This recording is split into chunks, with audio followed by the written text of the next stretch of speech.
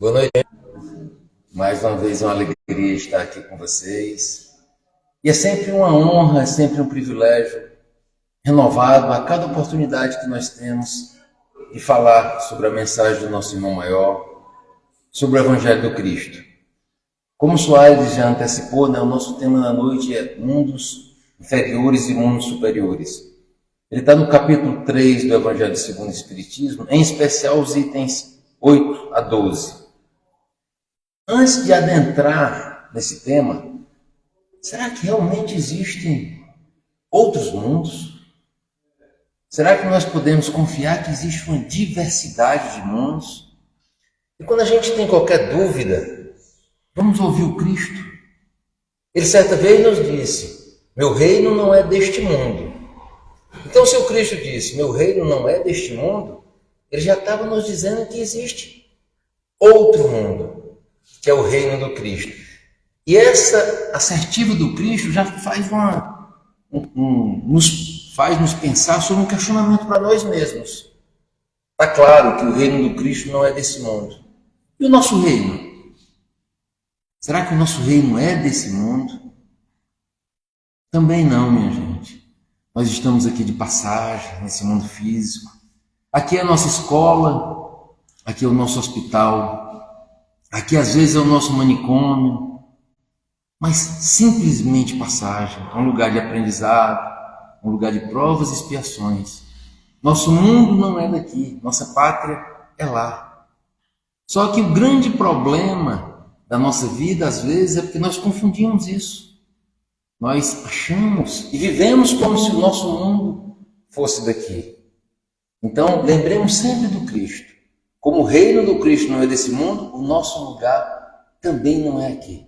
Nós só estamos de passagem. A intuição do ser humano sobre a existência de outros mundos, ela data, acho que desde os primórdios. Parece que dentro do ser humano já tem essa intuição de outros mundos.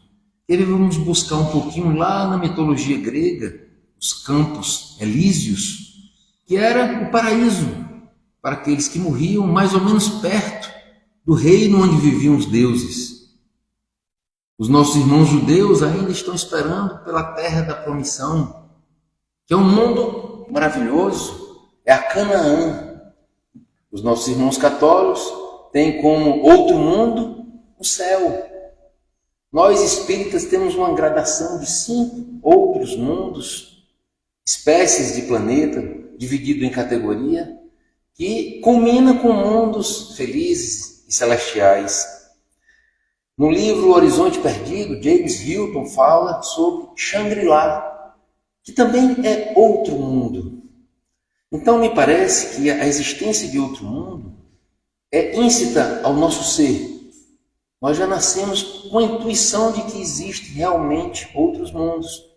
Que essa experiência terrena, ela não é o fim em si mesma. Então, já que a gente está falando de mundo, vamos primeiro conceituar o que seria mundo para efeito dessa nossa conversa. Mundo é um espaço de experiência. E esse espaço de experiência pode ser físico, pode ser espiritual e pode ser psíquico. Vejam só. Então nós temos 3 espécies de mundo, fora as outras classificações entre mundos superiores e inferiores. E nesses 3 mundos nós vamos encontrar superiores e inferiores, tanto no mundo físico, como no mundo espiritual, como no mundo psíquico. Aquele mundo que a gente encontra quando a gente mergulha dentro de nós mesmos. E parece que para a grande maioria de nós é a viagem mais difícil de se fazer. É aquela que a gente olha para dentro de nós mesmos. Que a gente reconhece a luz e reconhece a sombra. Porque muitos de nós se abraçam com a própria luz. Esquece que somos sombras também. E muitos de nós escondem essa sombra. Não revela nem para si mesmo. E se eu não conheço a minha sombra, como é que eu vou trabalhá-la? Se eu não me reconheço egoísta, como é que eu vou trabalhar o meu egoísmo? Se eu não me reconheço orgulhoso, como é que eu vou trabalhar esse orgulho? Então essa viagem que a gente faz para o nosso mundo psíquico, para conhecermos a nós mesmos, é uma viagem importantíssima nessa nossa missão conjunta de progredir. Mundos superiores e mundos inferiores. Não é uma classificação absoluta. Tem que existir um paradigma para me dizer se um mundo é superior ou um mundo é inferior. Explicando melhor, pegando, por exemplo, a Terra. A Terra é um mundo superior se nós compararmos com planetas primitivos, onde existem seres que foram criados há pouco tempo, estão ainda abraçados com a ignorância emocional e espiritual. Mas se compararmos a Terra com os mundos celestes, mundos felizes, nós teremos a Terra como um mundo ainda inferior. Então o conceito de superior e inferior, ele é relativo, como também é relativo na seara espiritual e na seara psíquica. Kardec diz uma coisa que eu sempre achei muito interessante, que cabe perfeitamente para essa nossa conversa. Ele diz que superioridade não é dos mundos, a superioridade é da conduta de seus habitantes. Realmente nós não temos um planeta físico que em si seja superior. A superioridade daquele mundo depende da forma de agir de nós, que habitamos aquele mundo em determinado momento da nossa história. E a evolução dos mundos faz parte da lei da evolução de tudo. Então os mundos evoluem também, sempre a reboque dos seres que o habitam. Então devemos pensar, poxa vida, então existe um mundo psíquico dentro de mim. Quando eu melhoro esse mundo, quando eu me burilo, quando eu me aperfeiçoo, eu estou acendendo uma velinha e o universo fica mais claro. Às vezes a gente se vê tão pequeno e esquecemos que nós somos filhos de Deus, únicos, não existe ninguém no universo igual a nós. Então se a gente acende a nossa velinha, se a gente se melhora, se a gente cumpre a nossa obrigação de empreender a reforma íntima no nosso dia a dia, a gente está colaborando para que o mundo fique melhor, o planeta Terra melhore. E o universo como um todo se beneficie disso. Só que às vezes a gente esquece disso. E a gente diz, mas eu sou tão pequeno, eu sou tão insignificante dentro da infinitude desse universo. Esquecendo que, apesar de muito pequenos, nós somos gigantescos pelo simples fato de sermos filhos de Deus.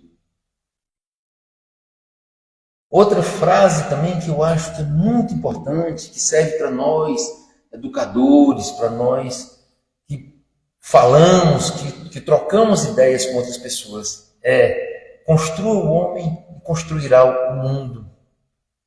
Então, quando a gente leva uma evangelização para uma criança, para um jovem, nem que essa criança tenha 90 anos de idade, nem que esse jovem tenha 70 anos de idade, se a gente leva um pouco de luz, a gente está construindo o homem. E com isso, por consequência, a gente está construindo um mundo diferente. Os mundos inferiores, eles são eminentemente materiais.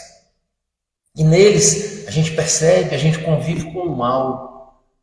E a gente convive com o mal para aprender a dar valor ao bem.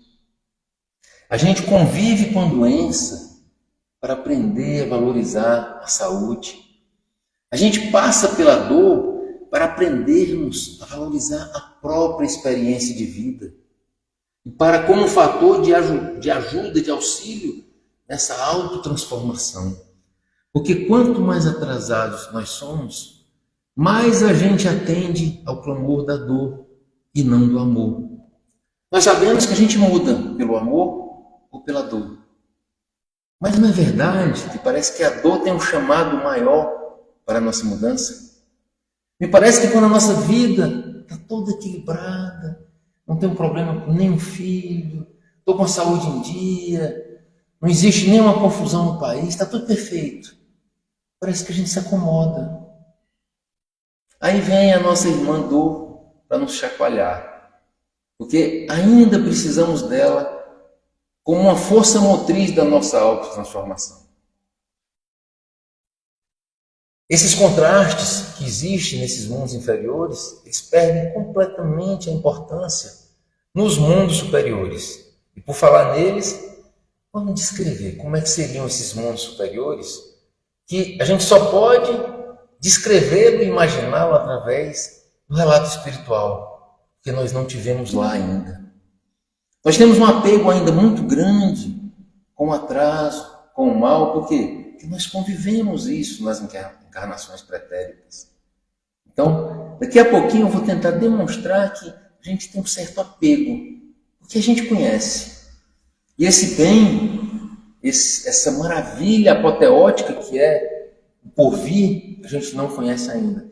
Mas temos relatos dignos da espiritualidade superior que vem nos esclarecer como seriam esses mundos superiores. Seria um mundo com a forma humana muito mais purificada. Um corpo etéreo, não sujeito às vicissitudes da matéria, sem necessidades materiais, sem adoecimentos. Os nossos sentidos seriam muito mais delicados. A nossa percepção muito mais aguçada. O nosso irmão não precisa chegar até nós e dizer: eu estou com dor, me ajuda. A gente começa a sentir aquilo. A locomoção é facilitada por dois motivos: corpos muito leves. Então a gente se movimenta levitando pela força da vontade. A fase infantil nesses mundos é menor ou inexistente. E aqui eu quero abrir um espaço para explicar a necessidade espiritual da fase infantil. Se eu simplesmente disser isso, algumas pessoas vão dizer: mas por que no Mundos Felizes a fase infantil é menor ou inexistente? Isso é tão bonita, aquela fase infantil.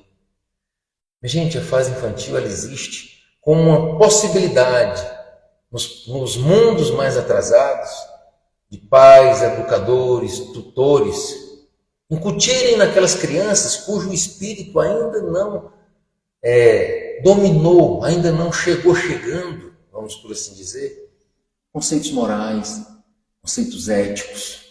Então tem aquela fase infantil para que nós possamos ajudar aquele espírito reentrante a absorver esses conteúdos.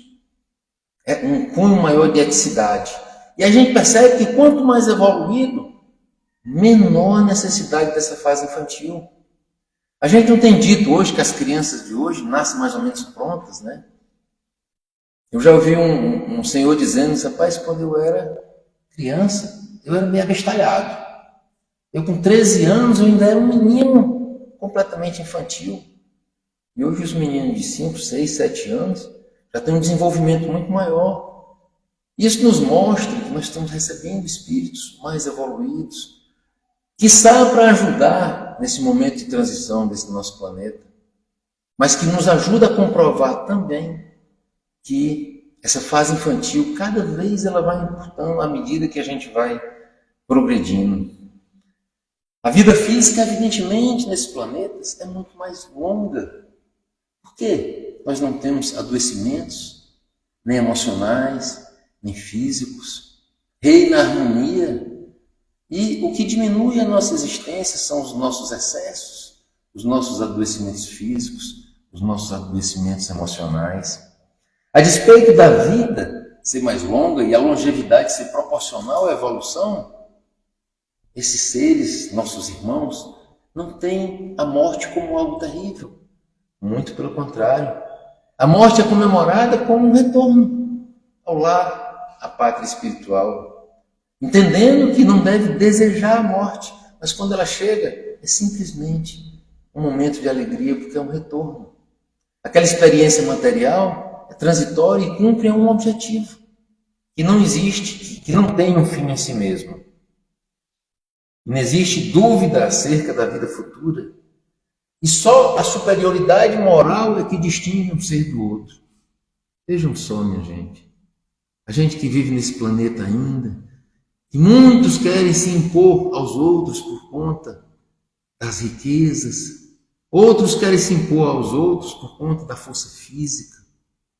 Lá nesses mundos, a única diferenciação entre um ser e outro é a elevação moral. E aquele que tem uma elevação moral um pouco inferior reconhece a autoridade daquele que tem uma força maior superior. Imagine, não tem eleição. O superior simplesmente é aclamado. E quando chega um espírito nesse mundo que é ainda mais superior àquele que está no comando, simplesmente, o lugar é teu, meu irmão, nos conduz de bom grado.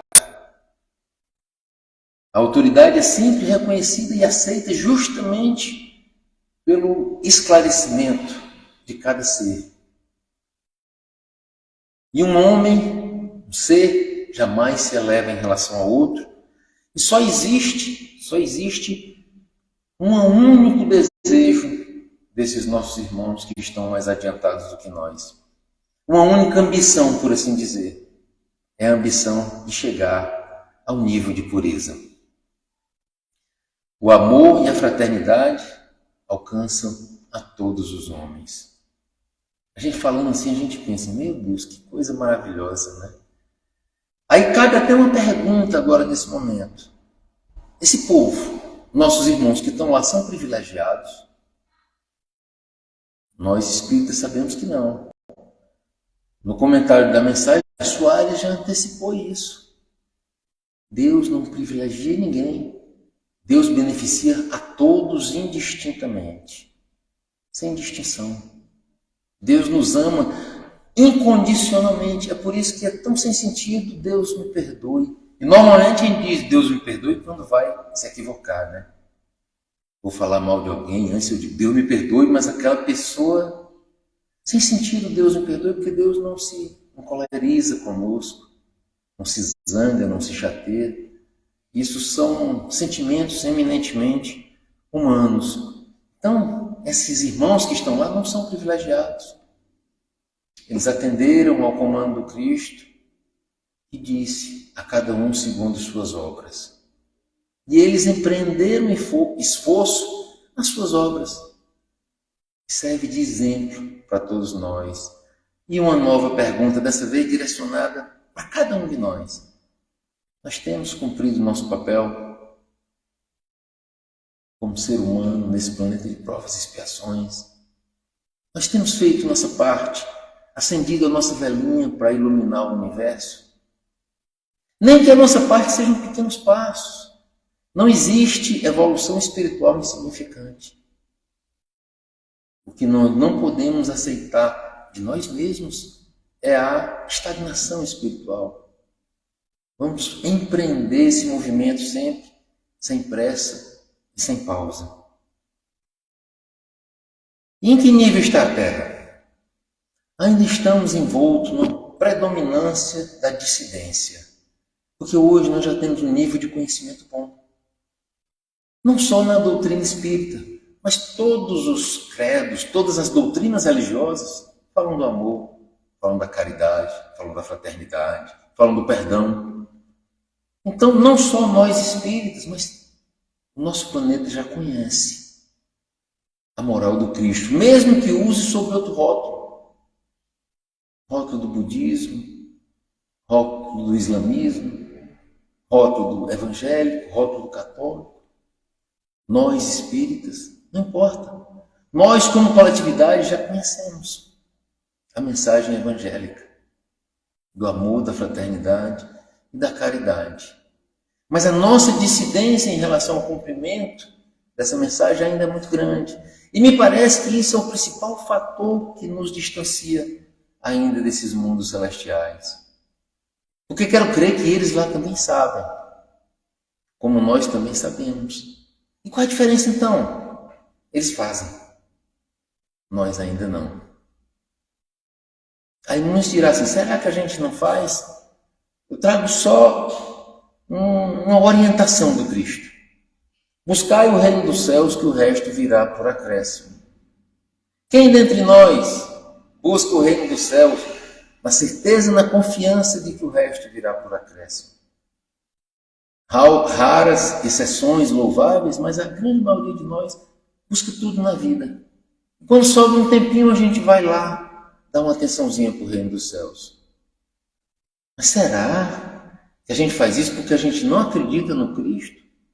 Não, a gente acredita no Cristo. É porque ainda estamos muito mais perto da origem do que do destino. Somos ainda seres muito vinculados à matéria. E isso não deve ser um fator de desestímulo para nós outros. Muito pelo contrário.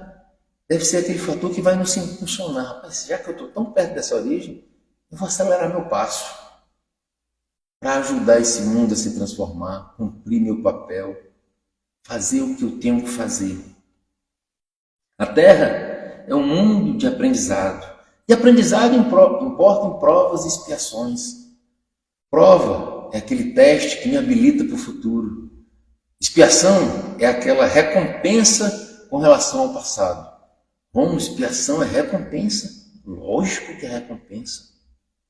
Eu estou expiando, eu estou conseguindo algo que eu perdi. Porque quando eu magoei alguém, quando eu feri alguém, quando eu fiz algo contra alguém nessa existência ou numa existência passada, eu perdi algo. Aquele ofendido perdeu também, sofreu. Mas eu perdi muito mais que fui o agressor. Então a expiação é eu recebendo algo de volta. É um presente. Mas a grande maioria de nós entende a expiação como um castigo. Talvez até como uma vingança de Deus. Quero crer que não devemos interpretar a expiação dessa forma. Então vivemos num mundo de provas e expiações. Tanto provas como expiações são possibilidades divinas no nosso caminhar.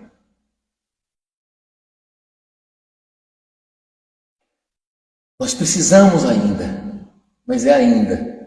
Como a gente descreveu aqui nesses mundos celestiais, nesses mundos felizes, eles não precisam mais de provas, eles não precisam mais espiar, porque cumpriram as suas etapas. E para nós, sob a nossa perspectiva eminentemente material, às vezes a gente diz, meu Deus, como é difícil fazer o que o Cristo nos propõe, sobre a nossa perspectiva. Tenho uma plena convicção de que esse espírito puro que está lá nesses mundos superiores, eles olham para trás e dizem, como é fácil. Eu é que não entendia quando eu estava lá no mundo primitivo, quando eu estava nas provas e expiações. Mas como é fácil, como é bom.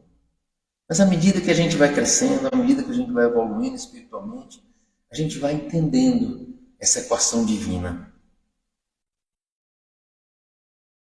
E a grande parcela de nós outros são parcelas que estão adequadas a esse mundo. Eu me incluo, eu estou no lugar certo. Eu sou um habitante do mundo de provas e expiações. Bem verdade que nós temos uma parcela da nossa humanidade que está mais adequada ao mundo primitivo ainda. São pessoas que utilizam da violência a sua forma de convencimento. São pessoas que desrespeitam o ser humano, que desrespeitam a si mesmo. Quero crer que essas pessoas, em um mundo de regeneração, elas não deverão permanecer aqui. Mas o outro extremo também é verdade. Nós presenciamos milhares e milhares e milhares de exemplos de seres que também não eram desse planeta, que vieram de planetas bem mais evoluídos.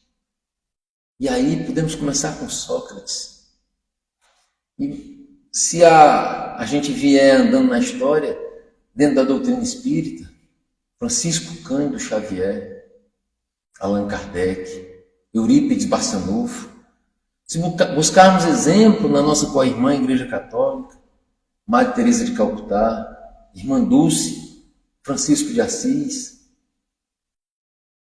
Mahatma Gandhi, Sua Santidade o Dalai Lama, pessoas que você percebe que não são da natureza desse mundo. E como esses, existiram milhares. Às vezes aqui, fazendo um trabalho maravilhoso ao nosso lado. Mas esse trabalho não dá ibope, não tem divulgação.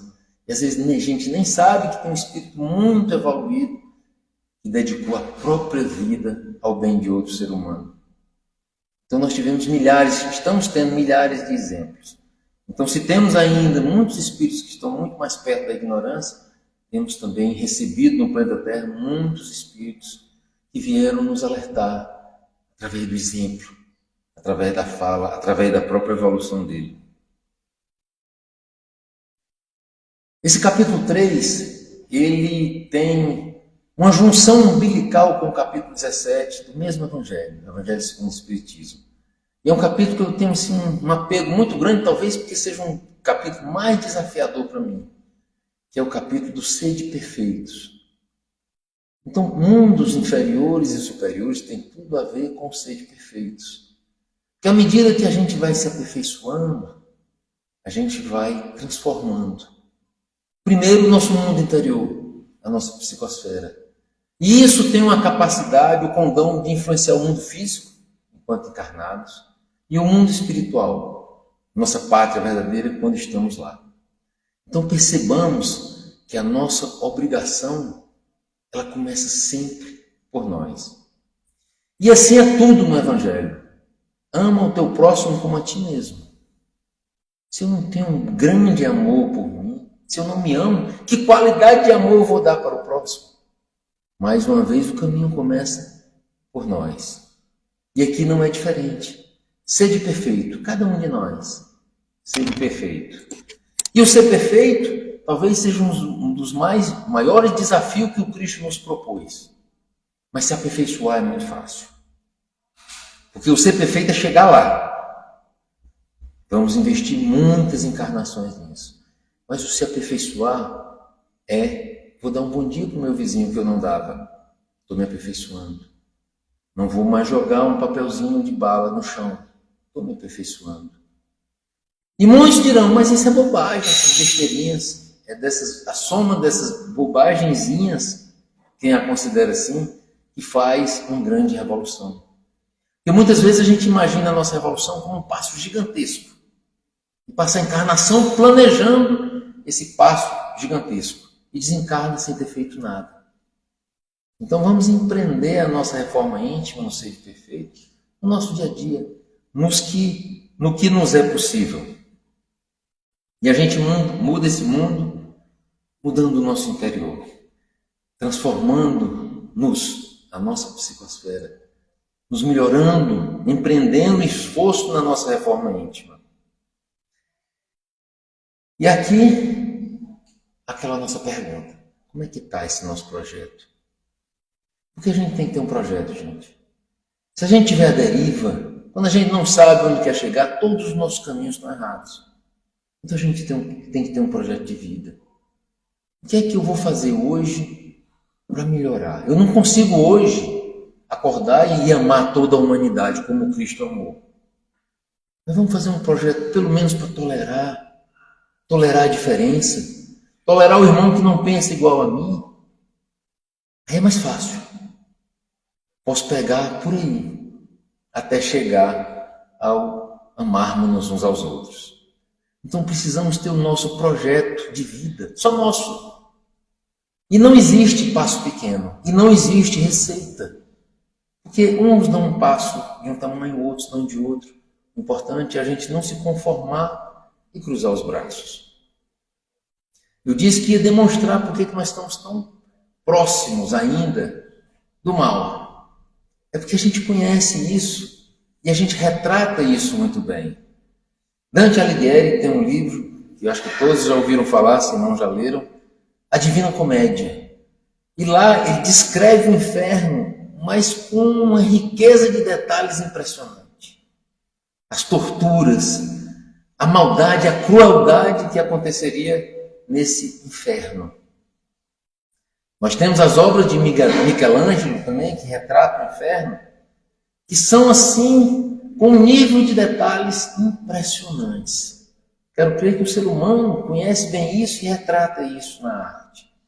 Aí quando a gente vai falar de paraíso, vejamos só o que é o céu, pelo menos aquele céu que eu imaginei durante algum tempo da minha vida.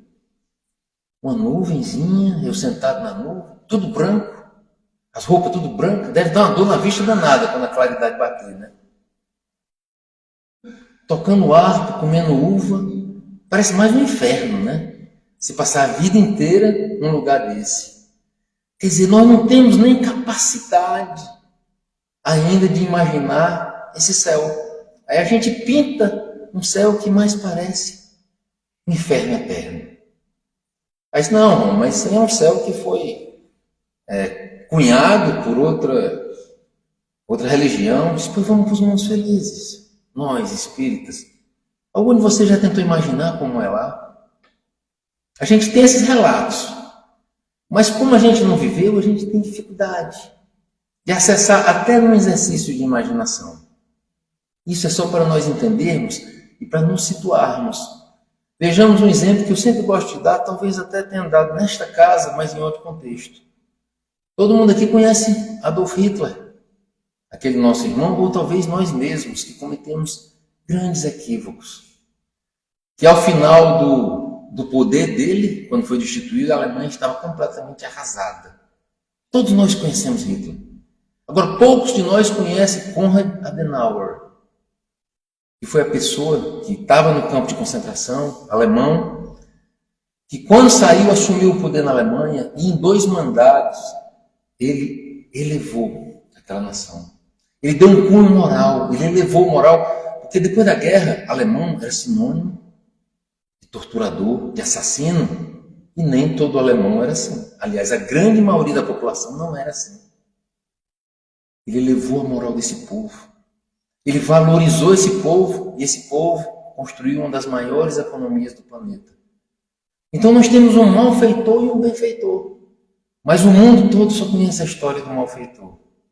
Por quê? Porque a gente ainda vibra muito, está muito próximo do mal. Vamos ver os nossos telejornais, tem 40 segundos para terminar. Eles falam do crime, do estupro, da violência, do assalto, e reúne multidões assistindo. Mas vocês já viram o jornal falando daquela obra de caridade? Vocês já viram o jornal falando da sopa do Sebastião aqui no sábado? Vocês já viram o jornal mostrando pessoas indo alimentar os indigentes? Não. Por quê? Porque nós seres humanos, ainda, como coletividade, não estou falando de nenhum individualmente, mas ainda estamos muito apegados a esse ciclo do mal. Então cabe-nos, minha gente, compreender o bem do porvir e nos afastarmos desse mal que nós deixamos para trás. Cabe-nos vibrar no bem. Cabe-nos não dar eco à maledicência. Cabe-nos não dar audiência para o que não é construtivo para nós como seres humanos. Mais uma vez eu agradeço a casa, a oportunidade e a possibilidade de estar aqui com vocês. Mais uma vez foi muito bom. Muita paz a todos.